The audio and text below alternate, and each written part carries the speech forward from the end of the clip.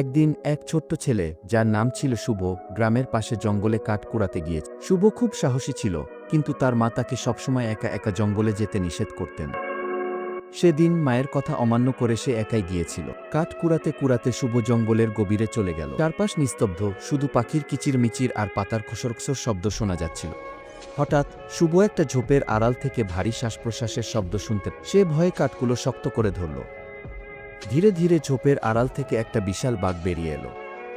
বাঘটা দেখতে যেমন ভয়ঙ্কর ছিল, তেমনি তার চোখ দুটো জ্বলজ্বল করছিল।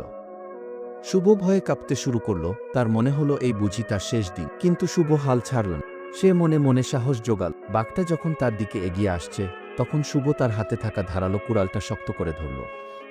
বাঘটা গর্জন করে উঠল। শুভ চিৎকার করে উঠল এবং কুড়ালটা উঁচিয়ে ধরল। বাঘটা থমকে দাঁড়াল। ছোট্ট একটা ছেলের এমন সাহস দেখে সে কিছুটা অবাক হল।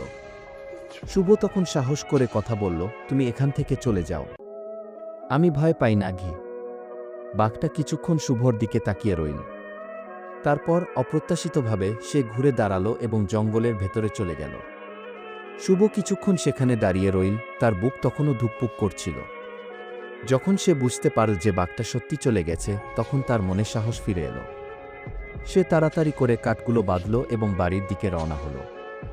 সেদিন শুভ বুঝতে পারল, সাহস থাকলে বড় বিপদ থেকেও রক্ষা পাওয়া যায়।